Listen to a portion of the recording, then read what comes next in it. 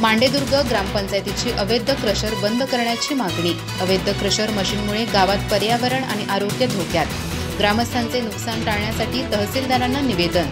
शुक्रवारपासून गावातून वाहतूक बंद करण्याचा इशारा।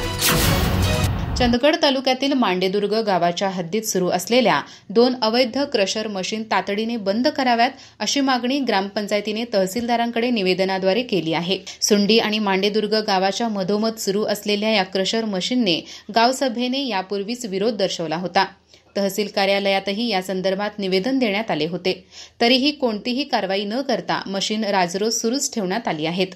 गावातील 20-25 फूट उंचीच्या ब्लास्टिकमुळे घरांना मोठे तडे पडत आहेत। 50 टन मालवाहतूक करणाऱ्या गाडींची रात्रंदिवस गावातून वर्दळ सुरू असून धुळीचे साम्राज्य निर्माण झाले आहे। या प्रदूषणामुळे श्वसनाचे विकार आणि दम्याच्या समस्या वाढत असून मोठ्या आवाजामुळे गावकऱ्यांचे मानसिक संतुलनही बिघडत आहे। विशेषतः मराठी शाळेजवळून होणाऱ्या वाहतुकीमुळे विद्यार्थ्यांच्या अभ्यासावर परिणाम होत आहे। तसेच गावातील 200 बायोगॅस यंत्रणांमध्ये गळती निर्माण झाली आहे।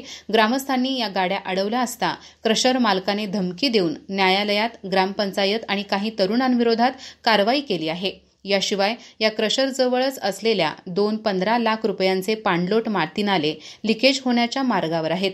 तसेच वनक्षेत्रालगत मशीनधुळे वन्य प्राणी हैराण झाले असून शेतीचे मोठे नुकसान करत आहेत। भात, नाचणी, काजू आणि जनावरांच्या चाऱ्याचेही नुकसान होत आहे। तहसीलदारांनी तातडीने लक्ष घालून या अवैध क्रशर मशीनवर कायमस्वरूपी बंदी आणावी, अन्यथा शुक्रवार दिनांक 7 फेब्रुवारी 2025 पासून गावातून वाहतूक संपूर्ण बंद करण्यात येईल असा ठाम इशारा ग्रामपंचायतीने दिला आहे।